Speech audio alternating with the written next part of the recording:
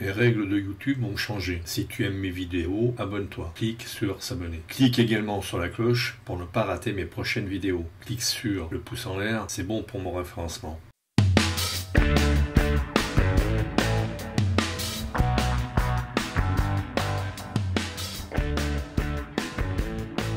Salut les petits loups. Alors tout d'abord je tiens à remercier mes abonnés car grâce à eux et aussi à ma régularité de mise en place de toutes mes vidéos, j'ai enfin la possibilité de pouvoir faire des vidéos d'au moins 15 minutes. Ça c'est super, ça m'évitera de survoler un petit peu le sujet. Alors, dans cette vidéo, nous allons parler du mode programme. Alors, pourquoi est-ce que je vous parle maintenant du mode programme? Eh bien, tout simplement parce que je connais pas mal de photographes chevronnés qui sont en train de tergiverser, à savoir qu'est-ce qu'ils vont utiliser comme mode programme. Alors comme mode de programme, le programme vitesse, programme aperture, ouverture, ou le mode programme tout court, voire le mode manuel. Alors, j'allais dire que les choses sont extrêmement simples en ce qui me concerne. Ça fait déjà des années que j'ai découvert le mode programme et son mode de programme décalé. Tout simplement, à un moment donné, j'ai fait des photos, j'ai tourné mon bouton pour la vitesse, et comme j'étais emporté par mon élan, j'ai pas vu que j'avais outrepassé le programme. Et comme il n'y a aucun indicateur dans le viseur, enfin à l'époque il n'y avait aucun indicateur dans le viseur qui indiquait cet outrepassement des limites, j'ai fait des photos, alors soit sous-exposées, soit surexposées, et je me grattais la tête pour savoir de quoi il en retournait. Et puis un jour, j'ai essayé le mode programme, et curieusement, impossible de dépasser les limites du mode programme. Le mode programme, c'est quoi? C'est un programme qui est dans l'ordinateur de chaque appareil photo et qui a en mémoire toute une série de paramètres et d'algorithmes qui permettent de faire de bonnes photos. Par exemple, comme la matricielle a, je crois, 1500 photos en mémoire pour faire de bonnes photos, quoi qu'il arrive. Ceci dit, on peut piéger quand même malgré tout la matricielle. Donc, le mode programme, c'est ni plus ni moins le principe des vases communicants. Quand vous avez par exemple un tuyau, un caoutchouc, vous mettez de l'eau, l'eau arrive à ce niveau-là par rapport aux deux bouts de votre tuyau. Quand vous baissez un peu l'un, l'autre, vous êtes obligé de le remonter. Mais par contre, le niveau de l'eau est toujours le même. Ça, c'est l'exposition, c'est la bonne exposition. Le mode programme, c'est ça. Vous touchez un bouton pour augmenter la vitesse ou pour la diminuer, eh bien, le niveau reste identique. Par contre, effectivement, vos paramètres vont changer, mais votre exposition va toujours être exacte. Alors que, en mode priorité vitesse, par exemple, j'ai eu un cas proche de moi, où la personne a tourné le bouton sans faire attention au petit bar graphe qui est en bas à droite du bas de l'appareil photo dans le viseur. Elle ne s'est pas aperçue qu'elle allait outrepasser le programme, et du coup elle s'est retrouvée en surexposition. C'était pas non plus dramatique, mais bon, quand même, c'était en nette surexposition, et on s'est demandé pourquoi. Et à un moment donné, moi, quand j'étais en mode programme, je dis, ben voilà, j'ai telle valeur, et toi, qu'as-tu?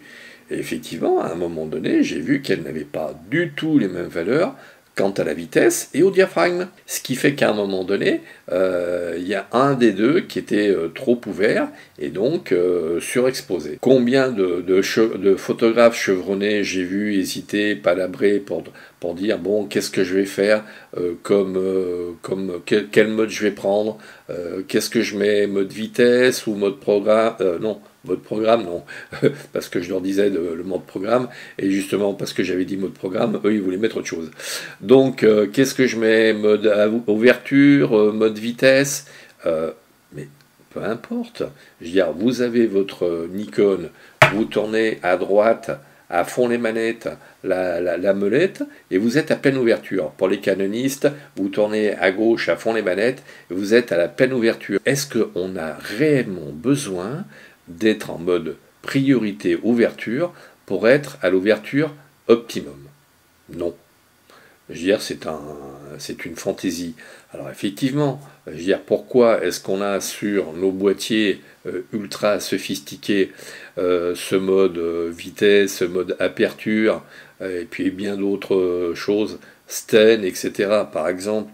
Eh bien tout simplement parce qu'à un moment donné, quand vous avez un compact à côté de vous et que la personne appuie sur un bouton et elle arrive quasiment à faire à peu près la même chose que vous, sans se poser la question, oui, effectivement, les constructeurs d'appareils photo réflexes se sont dit, faut quand même qu'on mette des programmes un peu évolués, sinon on va nous dire, bah, attendez, vous lui demandez des sommes astronomiques, alors que bon, là le compact il a 300 programmes et moi j'en ai que 2 et je paye 3 fois le prix du compact. Oui, bah voilà, c'est tout. Hein. En mode programme, le seul réel inconvénient, c'est que on n'a pas accès aux tiers de valeur.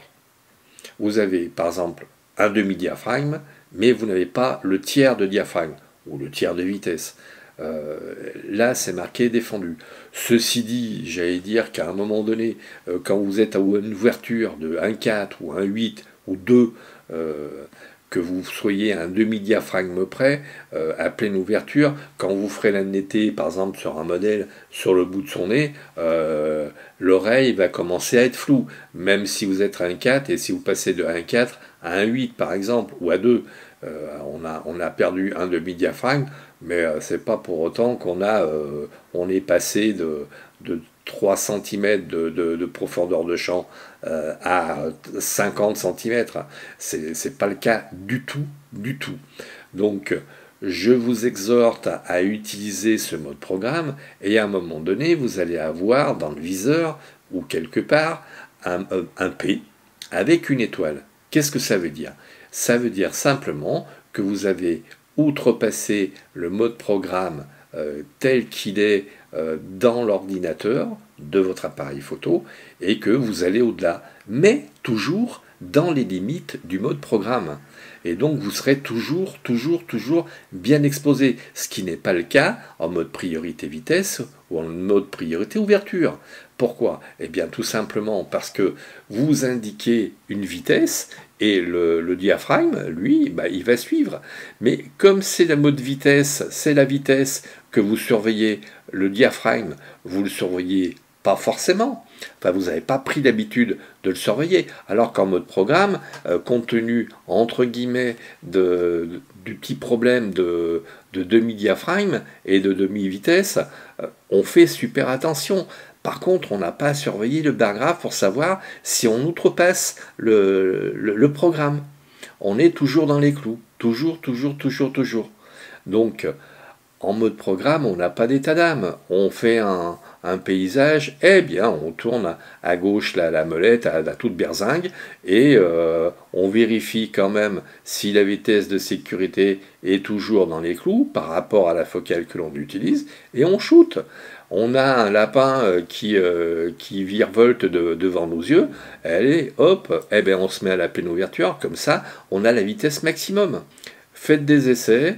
Si vous le souhaitez, pour les abonnés, je pourrais vous faire une session Skype.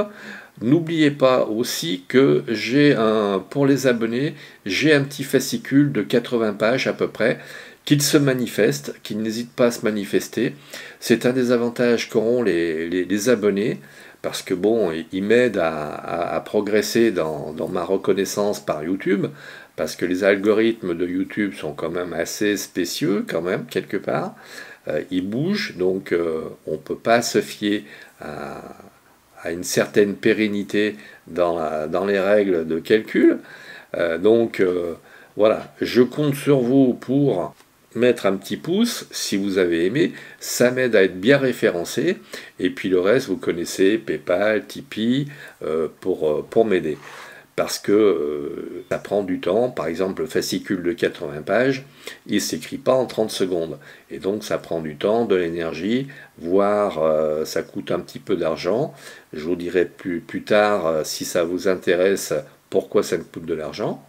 Alors je fais ça par passion, bien évidemment, mais bon, j'allais dire que si je pouvais éviter de dépenser trop d'argent pour ma passion, ce serait pas plus mal. Je vous remercie de votre écoute et je vous dis à très vite.